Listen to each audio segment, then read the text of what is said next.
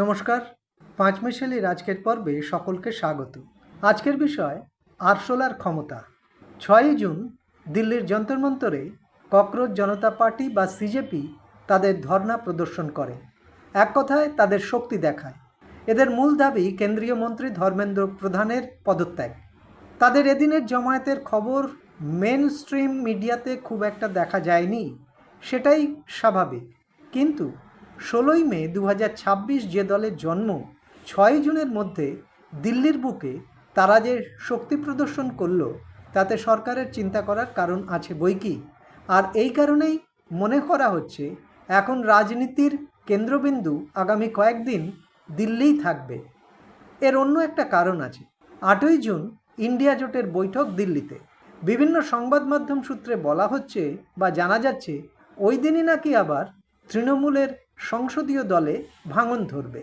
তাই একথা বলা অত্যুক্তি হবে না যে আগামী কয়েকদিন দেশের রাজনীতির খবরাখবরের জন্যে নজর থাকবে দিল্লির দিকে। এই যে সিজেপি বা ককরোচ জনতা পার্টি, সেটা তৈরি হয়েছিল দেশের প্রধান বিচারপতি সূর্যকান্তের এক আলটপকা মন্তব্যের প্রেক্ষিতে। তিনি আজকের জেনজিদের উদ্দেশ্যে এমন কিছু মন্তব্য করেছিলেন যার প্রতিবাদে এই সিজেপি গঠিত হয়। এর প্রতিষ্ঠাতা অভিজিৎ দীপকে সমাজ মাধ্যমে আহ্বানের মাধ্যমে তিনি এই পার্টি তৈরি করেন, যা অতি দ্রুত দেশের বিভিন্ন প্রান্তে ছড়িয়ে পড়েছে। শনিবার 6ই জুন তারা যে ধর্ণা প্রদর্শন করে, তাতে বহু মানুষ, বহু সংগঠন যোগ দিয়েছে।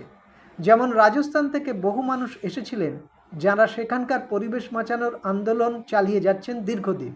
এসেছিলেন এসএফআই এর সদস্য সমর্থকেরাও। এরকম বিভিন্ন আন্দোলনকারীরা এদিন কিন্তু এই সিজেপির পাশে জড়ো হয়েছিল। এখন এই সিজেপির প্রতিষ্ঠাতা অভিজিৎ দীপকে আসলে কে, কি তার পরিচয়, তিনি কি করেন, সেগুলো একটু জানা দরকার। মহারাষ্ট্রের বাসিন্দা, বছর 30-এর অভিজিৎ পুনা থেকে জার্নালিজমে গ্র্যাজুয়েশন করেন। তারপর বোস্টন ইউনিভার্সিটি থেকে পাবলিক রিলেশনসের ওপর মাস্টার ডিগ্রি করেন। এই অভিজিৎ কিন্তু 2020 থেকে 2023 পর্যন্ত আম আদমি পার্টির সঙ্গে যুক্ত ছিলেন। তাদের বিভিন্ন ডিজিটাল মুভমেন্টের কৌশল স্থির করতেন তিনি। ফলে বোঝাই যাচ্ছে সমাজ মাধ্যম কীভাবে চালাতে হয়, কিভাবে নিয়ন্ত্রণ করতে হয়, সে সম্পর্কে তার অভিজ্ঞতা ভালোই আছে। এখন প্রশ্ন হলো, এই সিজেপির রাজনৈতিক প্রভাব কতটা? জানিয়ে রাখা ভালো, এই 6ই জুন 2026 পর্যন্ত তাদের কিন্তু কোনো রেজিস্ট্রেশন নেই, অর্থাৎ তারা কোনো রাজনৈতিক দল নয়। নির্বাচন কমিশনের কোনো স্বীকৃতি তাদের এখনও নেই। শুধুমাত্র সমাজ মাধ্যমে তাদের উপস্থিতি রয়েছে। মনে থাকার কথা, এ রাজ্যে আরজিকর আন্দোলনের সময় এইভাবেই একটি অজানা অখ্যাত মহিলা সমাজ মাধ্যমে রাত দখলের আহ্বান করেছিলেন। তার সেই আহ্বানে রাতারাতি লক্ষ লক্ষ মানুষ সাড়া দিয়ে ঘর ছেড়ে রাস্তায় নেমেছিলেন। ফলে সমাজ মাধ্যমের ক্ষমতাকে অস্বীকার করার কোনো উপায় নেই। কিন্তু একই সঙ্গে এটাও মানতে হবে যে কোনো রাজনৈতিক আন্দোলন শুধুমাত্র সমাজ মাধ্যমের ওপর নির্ভর করে চলতে পারে না।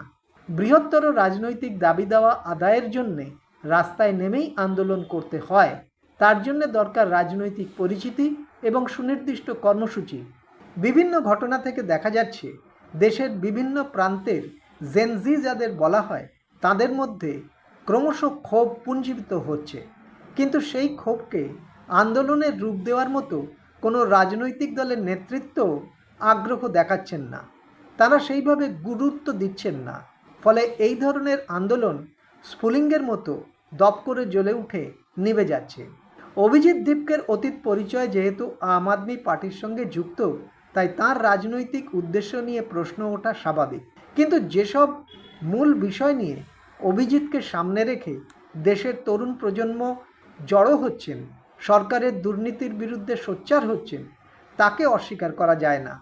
সিজেপির আন্দোলনের ফলে ধর্মেন্দ্র প্রধান পদত্যাগ করবেন কি না তার সময় বলবে, তবে তার কোনো সম্ভাবনা এই মুহূর্তে দেখা যাচ্ছে না। তার কারণ, বহুদিন আগেই এনডিএর মন্ত্রী রাজনাথ সিং জানিয়ে দিয়েছিলেন তাদের কোনো পদত্যাগ হয় না, ওসব ইউপিএ আমলে হতো। কিন্তু আন্দোলনের তীব্রতা বাড়লে মুখ বাঁচাতে সরকার শেষ পর্যন্ত কি করবে সেদিকেই এখন সকলের নজর থাকবে। আজ এই পর্যন্ত। ভালো লাগলে লাইক, শেয়ার, কমেন্ট করবেন। বেল আইকন অবশ্যই প্রেস করবেন। নমস্কার।